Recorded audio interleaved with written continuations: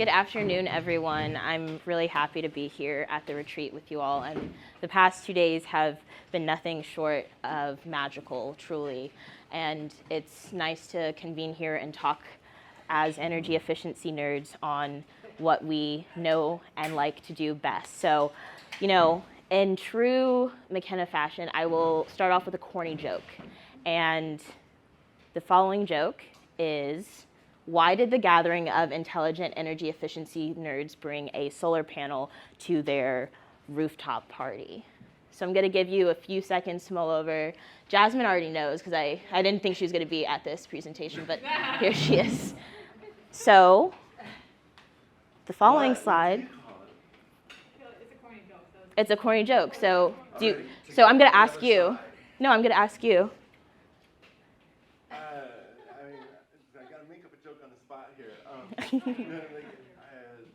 Let's get Ruthie. That is not the answer. The answer. Joke, but you said it was a party, and then Next one. They wanted to throw some light on the situation without dimming their bright ideas. Tried to be complimentary. I had to on the spot. It's not my fault. So, as an energy justice organizer who talks a lot with rural communities on more holistic understandings of climate impacts and energy transition disparities, I truly believe in the power of narratives and expressing vulnerable backgrounds and just more holistic understandings of what it means to be a frontline impacted community member. And so for that reason, I'm going to introduce my background a little bit. Sean already did, but my name is McKenna Dunbar. I use they, them pronouns, and like I mentioned, I really think that narratives is what's necessary for true systems change. And I don't talk about this a lot, but I come from a low-income background and have faced severe energy burdens myself, so that's part of the motivating factor for me to engage in this work for the past 4 years. I've been working at Sierra Club for the past 2, almost at my 2-year anniversary, but aside from full-time work, I'm really passionate about climate mental health, and so I'm going to be sprinkling some climate mental health narratives into this because energy burden is climate mental health, and bringing in the interdisciplinary conversations into the energy efficiency work we're doing, I think, is important if we're going to really creatively think about a sustainable future that's different than our traditional systems. So I really think that, like I mentioned, sorry, I forgot about the slides, but anyways, no, this is excellent. Okay. So I'm rooted in principles of environmental justice, ensuring that those who are facing the brunt of environmental injustices are those not just invited to the table, they are the table, their experiences are the table.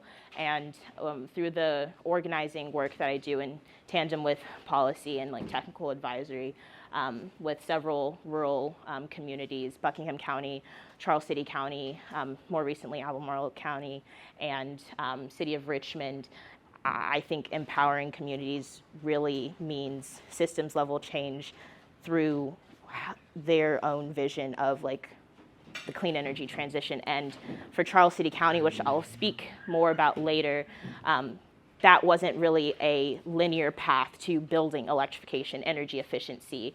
That was really resilience focused in terms of thinking about how systemic injustices that they faced for centuries and centuries have led up to the clean energy transition work that we're engaged in now with the different weatherization and electrification seminars we have with our partners and the nonprofit community. Next slide, please, or I don't know where the remote is. My apologies, but today I will be talking about. It's that button there. Great, thank you. You only can do it forward, but nothing go backwards. Great. Talking about 2024 plans that we have been initiating for the past 7 months related to IRA community clinics. We're going to talk about place-based preferences for organizing tactics, coping with climate change, so climate mental health. Going to talk about state energy office engagement as it relates to the homes and HERA, IRA incentives, and then talking about some general work we're doing for intent with Buckingham County and Charles City County called Building Electrification Education Module, and then we'll wrap things up with some general work that we're doing with our statewide nonprofit networks to spearhead energy efficiency funding and strategy within the Commonwealth of Virginia. So, one slide back, please. Thank you. So, I actually just added these slides yesterday because I know a lot of people are here in California, and I thought it would be interesting to look into a survey conducted by FM3 to see where the general public is at related to adopting clean energy technologies in their home. And I found out a few interesting facts that are on this screen. I hope that everyone can see the screen, but if not, it's just saying that while a majority, 70% of Californians surveyed would adopt energy efficient electrification technologies in their home, the other facts are showing that 60% were unfamiliar with the type of options they have available, and only 53% were somewhat familiar with things that all of us talk about all the time, like induction cook stoves. And I'm painting this data because I think it's important that we, use different states, the positives and downsides of the survey data that is out there. Virginia personally doesn't have data available like this recent. This is from 2020, so it is a bit aged, but I think I thought it was interesting that 65% of the respondents talked about things like Nick in his presentation talked about yesterday, financing for energy efficient technologies. And that's something that we're working on with our federal implementation work group with a large number of environmental and energy organizations working in this space.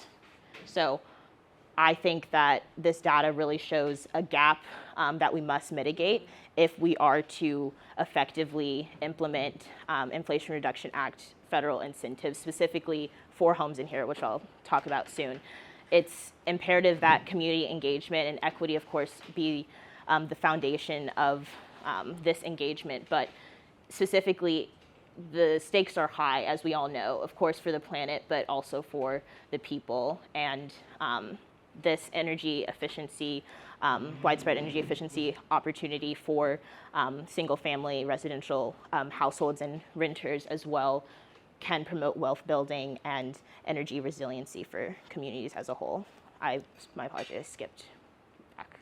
So going to be talking about homes in HERA, and then I truly think that robust community engagement mixed with technical advisory, and then making sure that we have interconnected networks between the state level, city level, and with state energy offices is really what's needed to host forums and conversations to really deploy the energy efficiency funding. Specifically in Virginia, I was on a call about this yesterday.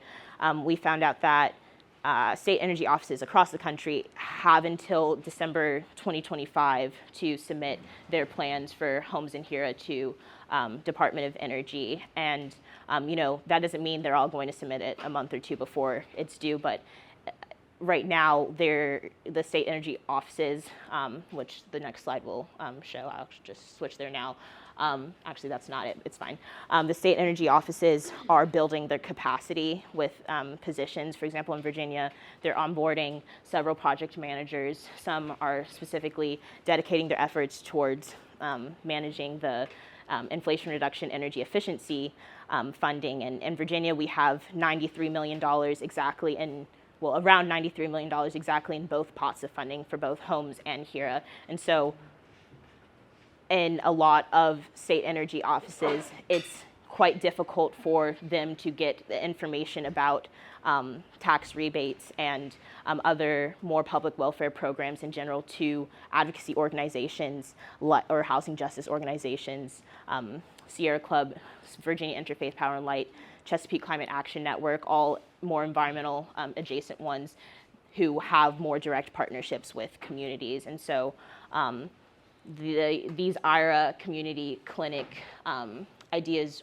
were founded in a community setting with the residents of Charles City County. For a little background context, Charles City County is southeast of Richmond, Virginia, which is 2 hours away from DC, 6,500 person rural community, a majority minority community that has faced systemic injustices for hundreds of years. Actually, the land, it is the land of the Powhatan people, and it is where Christopher Columbus' first touch point in Virginia, to give a little context. So there's a lot of racial disparities, there's data and access issues, food deserts, a lot of social ills on top of energy burdens. So because of another resiliency project that we were working on with the community, I lead the water quality program in Charles City County too, because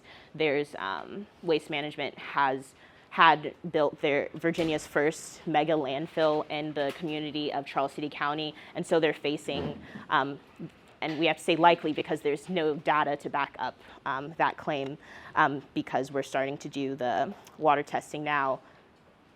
They're facing public health issues, and because of that, we were hosting forums, and that's where we got this idea. We were hosting forums with community residents. How do they envision their future? And one of the things that we mentioned was the Inflation Reduction Act, and they were all very interested.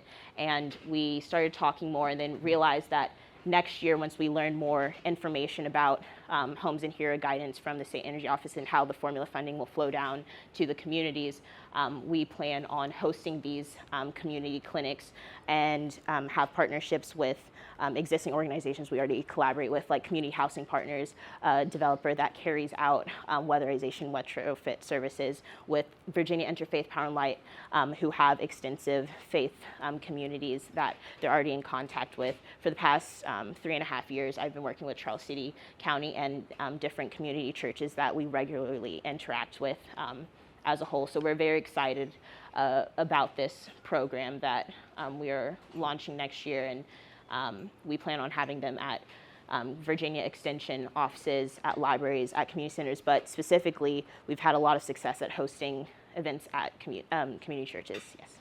Is this going to be expanded nationally, or is this Virginia specific? This is Virginia specific, yes. But you're at the Sierra Club, a national, the nation's The- largest environmental organization. So how is that not, or is it getting shared with other branches?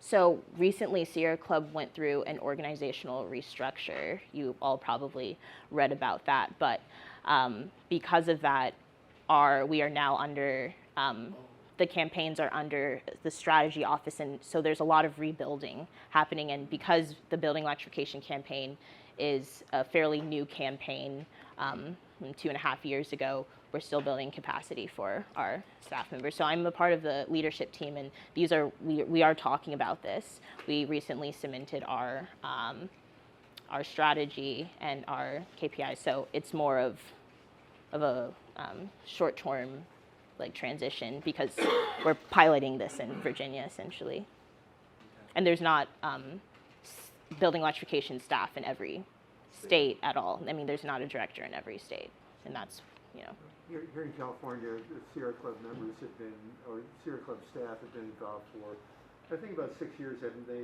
within the building decarbonization? At the very beginning, like Yeah. 2016 or Yeah. so. but the building electrification campaign specifically Right, is right. a So new just campaign. individual staff members, but Not a formal cohesive. campaign of the organization. as a Yeah, whole. exactly. So next slide.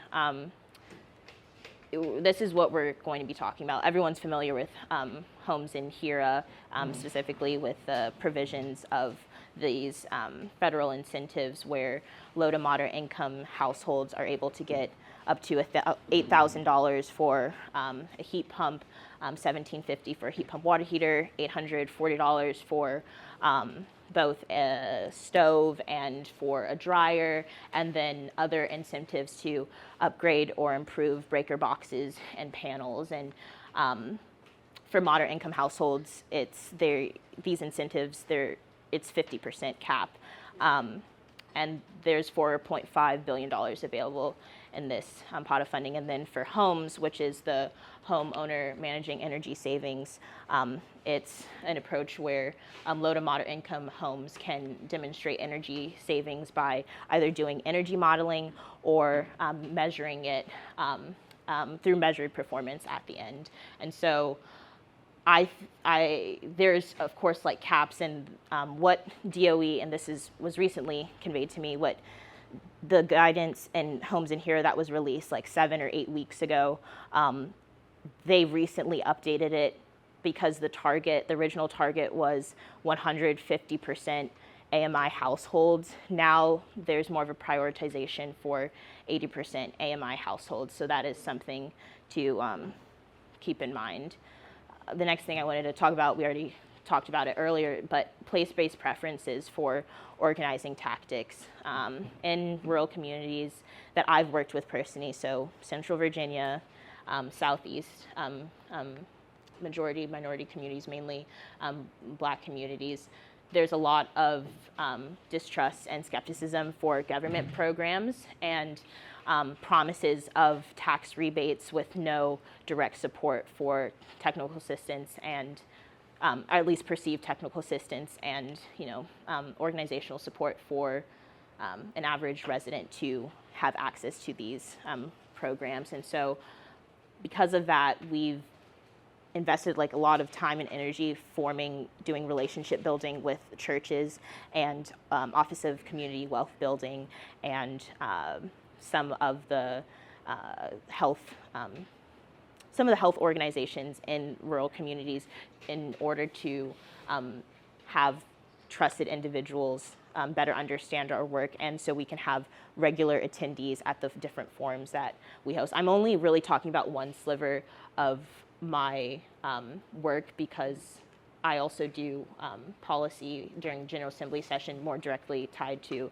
net zero construction, but with the focus of tailoring community engagement towards specific communities we serve, the community in Buckingham County is much different than the community in Charles City County, and because of that, organizing tactics that are rooted in equitable community engagement, specifically with attending community events and then meeting with principals and meeting with health counselors is more of a unique way to get an idea of what well-being is perceived for those who we're targeting certain workforce development programs. Earlier this year, we received a re-grant funding opportunity to host a weatherization and electrification seminar specifically for young adults and transitioning members in the workforce, so formerly incarcerated individuals and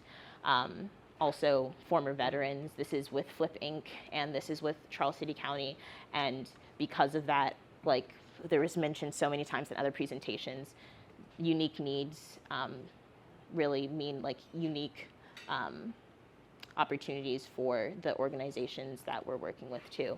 So I think one of the themes that I've really thought about during this trip, as I normally do, is climate mental health. I recall in the car ride, we were all talking about climate anxiety or eco-anxiety, climate doomism, I didn't see this, but seeing an entire mountain engulfed in flames and thinking that it looks like the end of the world. We all, in some way, shape, or form, have an experience with climate anxiety, even if it's subconscious. I don't know if people remember yesterday, but there was that really energetic, like, black dog, like, just running around back and forth. The owner of that dog, I spoke to her, like, an hour before everyone else saw the dog. Her name is Esmeralda, and she used to go to, when it was Humboldt State University, she was an environmental studies major, because she asked, like, why are we here? And we got to talking, and she said, I dropped out because I had so many nightmares of, like, the world ending, and the environmental studies degree triggered that. So there's so many different layers and themes of climate anxiety that are experienced in the energy sector that I didn't I experienced them myself. I didn't know other people necessarily did until I did energy auditing work in the community of Portsmouth, Virginia, several years ago, and had a lot, like 40 different anthropological interviews specifically focused on lived experiences in an uncomfortable building due to energy and access issues. And from those narratives, I started learning about the intersection of climate, mental health, and energy burdens. And energy efficiency is so relevant to the concept of climate, mental health. And I just think it's really important that we inject this more in the conversations that we're having, because if we don't, it's about vulnerability, and it's about being there for each other as energy professionals, because that is also a form of resilience in our industry. It's not about reshaping our infrastructure, it's also reshaping how we approach what energy burden means. So I talked about this earlier, but state energy office engagement, I think, is very critical to the success of our implementation, specifically coming from the lens of a nonprofit advocacy person who is engaged a lot with both state legislature and environmental justice communities. There's not a lot of touch points, at least in the Southeast, and that's where I'll speak from the Southeast perspective, where state energy offices are, of course, they don't have the capacity to be on the ground in the community and attend the regular events where community members of all backgrounds and all socioeconomic status and just backgrounds in general, and religions too, come together and hear their opinions. It's typically, during city council, I have weekly interactions with city council in City of Richmond.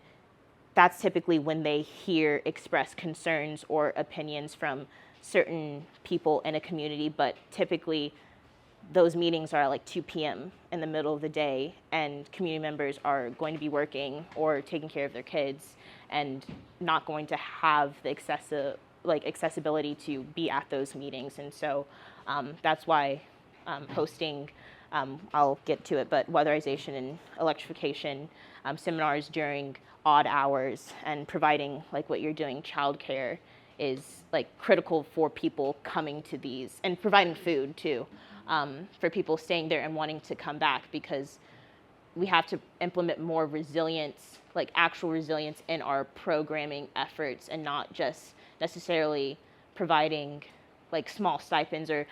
I was at Beck last year, and I'm not going to say the utility person who said this, but I was very embarrassed just as an industry that one of the panels I attended was talking about utility insights, and someone on the panel, someone asked a question in the crowd saying how do you get how are you paying community residents to provide insight for your rate restructuring programs? They're oh, we provide hot coffee and a donut, and everyone chuckled for a moment, because we thought that the person was joking, but the person wasn't joking. And I've seen that more times than I can count on my hands, and I think that needs to change. So that's why I think it's important to tie in not only community insights into the narrative we're sending to the state energy office, it's also with the Department of Housing and Community Development, or your region-specific authority for building codes and whatnot. And building electrification education module. Last year, the chapter received a large amount of funding for several organizations that we're working with.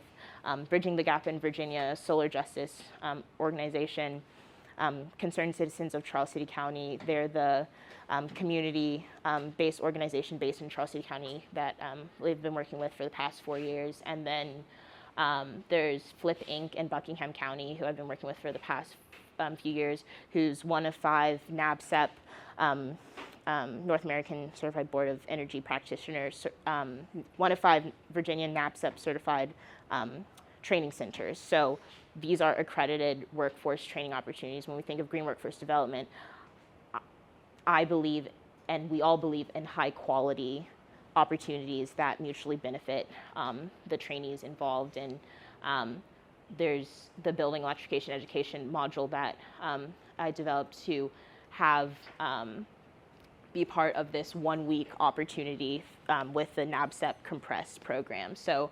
that has been successful in all of the rural communities that we've launched it in, and we have these programming efforts every 6 weeks. I'm actually going to be going to Baltimore on Friday morning too. I know. Portugal, Almeida, Baltimore. Going home anytime? And I briefly spoke about FLIP, but the targeted individuals that are part of the program include those who were formerly incarcerated. Presently, we just received a grant to work with Albemarle County Jail individuals on building electrification education module and the NABCEP accreditation, and there's specific focus for youth and women as well. And then this is a recent picture. I believe that was June. Yeah, that was a few months ago. I unironically wear cowboy hats, I swear. That's you? I can't see yes, the that photo is very me. That is me. And one of the final things I wanted to talk about was leveraging our nonprofit partnerships and networks that we have. I am the lead of a work group, a federal implementation work group for BIL and IRA. And this recently began a few months ago, but the wider effort for energy efficiency advocates, those groups include Sierra Club, ACEEE, NRDC, Southern Environmental Law Center, the Nature Conservancy, Energy Foundation, and a handful of other players. We convene, and we're really trying to create a roadmap for how these funds are going to be injected into the communities that the advocacy organizations are specifically working with, and then how we can attach our policy measures and the legislative pushes that are taking place right now. I just came off of a 3-week vacation, so I'm excited to launch back into that next week. But we're asking ourselves, as a network, as a collective, what is our language surrounding what does a full weatherization package look like? Because if I ask each and every one to write down what a full weatherization package, obviously you're from different states, but what a full weatherization package looks like, everyone's is going to look very different. And just having a baseline understanding of at least what we're cohesively defining that as, and while we're making pushes for the state energy office to be receptive towards ideas surrounding our tariff on bill financing and other ways to bridge the financial gap that households are still going to experience on top of the rebates.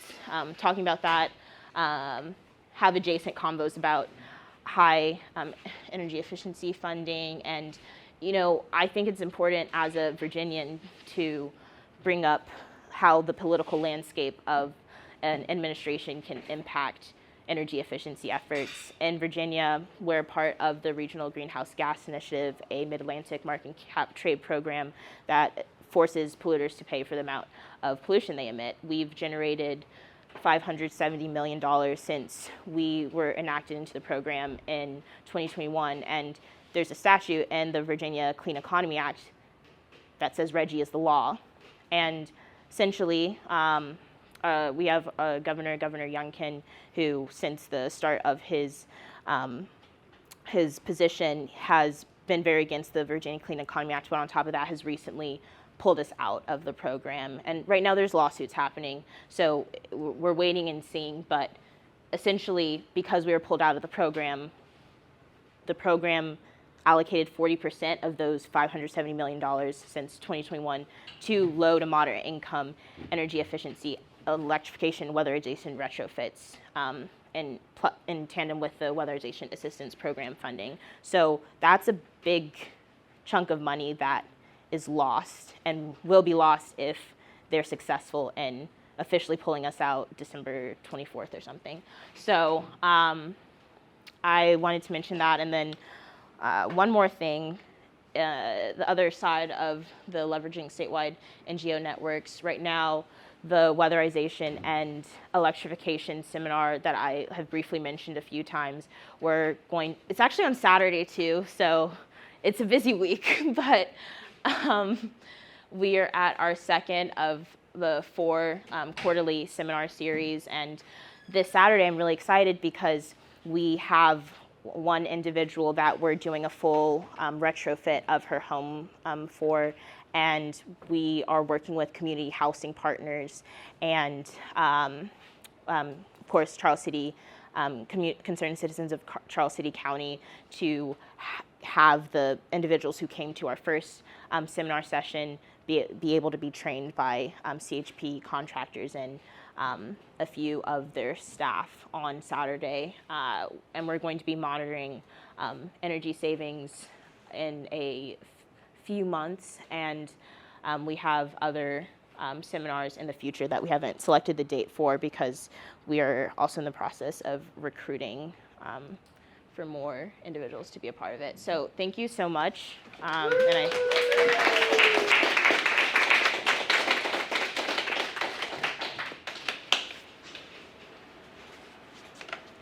Okay, so what I understand from the presentation I didn't really understand before is how intensely involved you are in so many different organizations within Virginia. So many different programs. You're very active. Obviously, you're earning your full-time employment here. So you were saying, but there's parts of our country that Sierra Club does not have staff at. And also that, and so I'm curious, is the exportation of some of your best practices. You were saying earlier in the leadership group, can you just speak to a little bit more of like, what is the rest of the Sierra Club doing as well to advance all these different equity-oriented initiatives? Yeah, so essentially because we're at the capacity building stage for organizing staff for the building electrification campaign, a lot of for example, I am only talking about, this is like a sliver of my overall work. A lot of it's policy and more research oriented, while other staff members have mainly just research and policy focus areas. So there's not many building electrification organizers. There's 2 incredible organizers in Oregon, Dylan and Ruth, and they're tackling Oregon-focused issues, especially with the gas misinformation that's taking place, and the green turfing, and just a few other utility-related matters. But we're disseminating the information through our leadership campaign, who, mind you, is comprised of heads of other energy campaigns in the Sierra Club. So we have attorneys on the leadership campaign. We, of course, have 3, we have 2 deputy directors and our campaign director, Jessica Trich. And right now with the restructuring, we're essentially, a lot of us are awaiting for the strategy department and the new executive leadership to signal more strategic focus areas for building electrification. And because there is a big push for the national organization to get a state director in every single state, because some states only have 1 staff member. Virginia is the largest chapter in the country, and we have 12, 13. So, yeah. Oh, yes. Is it a way we can directly with you, or like another way request like that information about the electrification, like those best practices, so to speak? Is it, or no? This is a one-to-one, or it's not? I know you said it's not coming out, or it's like rolling out. But The electrification best practices, Yeah, as in just the all the- building yeah. electrification. Yeah. I'm happy to send you those. I have your email. Yeah. And this is more oriented, the building electrification education module is oriented for individuals who are solar professionals or interested in the solar professional industry. So industry. So it's an interdisciplinary focus with solar justice training, incorporating building electrification education, so core principles of building envelope, including like the types of greenhouse gas emissions present. So CDOs and or solar minority or BIPOC. Yeah, there's not. With church or neighborhood associations that are trying to do home repair, electrification. The building electrification education module is the green workforce development portion with Flip Inc. So those who are getting the NAPCEP certification are undergoing building electrification education module, while the weatherization and electrification seminar is for interested residents to be a part of a training opportunity with a developer, and while seeing what an electrified home for a resident that they're familiar with looks like. Mm-hmm. If you're involved with organized labor and with, apprenticeship programs, could you talk about what those involved with, sir? I'm not involved with apprenticeship programs. Yes. Good presentation. I have a question around cap and trade because I learned something that I didn't know. So Virginia has a cap and trade program? Yeah, market-based cap and trade. And Well, we did as of 2 months ago. So you know, oh God, sorry. Maybe I'm nodding into afternoon drowsiness here. So you don't have one anymore. Yeah, and the thing about it is the Virginia Clean Economy Act, essentially, the reason why the phrase RGGI is law is a powerful statement in Virginia right now is because when the Virginia Clean Economy was passed a few years ago, it mandated that there had to be a program that generated capital through a cap and trade focused program to fund the flood resilience. That's 45-50% of the entire fund. 5% is administrative, 8% is administrative, and then the rest, the 45% is specifically focused for energy efficiency, electrification, weatherization, retrofits, and that ties in with the Weatherization Assistance Program funding, where you can use that funding as well to repair your home and then do other mold and asbestos remediation and other, key building envelope structural inefficiencies. So because that funding, we still have the leftover funding, but depending on how the lawsuit goes, we're at a weird grade point right now, waiting on Southern Environmental Law Center to carry out the. So it sounds like it's still pending in terms of whether or not you have a program, depending on the result of this litigation here. Well, we're out, but we will be out late December. Okay. The lawsuit is going to take quite some time, but effectively the governor pulled us out. All environmental and energy, no matter if it's just advocacy, businesses too are quite pissed about this. And we believe it's illegal, but effectively the governor has pulled us out. So this is really interesting to me here. So what's the next step then? Do you go to the legislature to say you want to run a bill to essentially reenact the program, or do you create something better? Is this an opportunity to build a stronger cap and trade program? And that's what we're talking about with the Energy Efficiency Advocates group, with the groups that I mentioned right now. We have two. I'm leading one of them with the Energy Efficiency Federal Implementation Focus, while the other one is focused on energy efficiency resource standards, because our two monopoly energy utility companies, Dominion Energy and Appalachian Power Company, Dominion is the biggest one. So it's essentially they're not meeting their ERS standards, and there's going to be an SEC process later this year. So that's a whole thing. It's very fascinating. I've been deeply involved with RGGI for the past 2.5 years, and it's interesting. We're at a very unfortunate and interesting point right now because there's a lot of qualms for a lot of people involved in the weatherization sector as a whole for Virginia. Okay. Yes. For the IRA funds, is it, when your state is retrieving it, because I know California is still in the process of retrieving it, is it the allocation for it, within the state, is that being decided on like during this transition?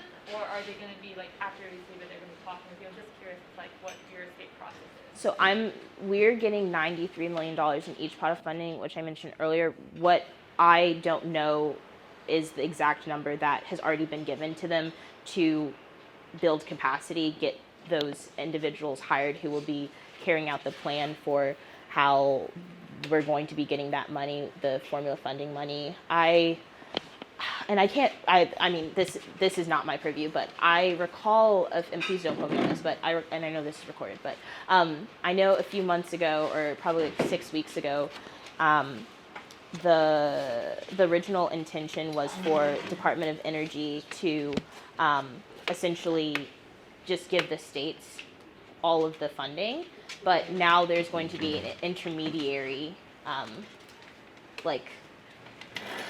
an intermediary account where the states can access that funding, and I'm not sure of like the particulars. I assume that's going to be in the plan, but our specific conversations, upcoming conversations with the state energy office and in our groups is really focused on the financing metrics for households and renters who will eventually access the funding when the plans come out, making that gap like smaller. So, thank you.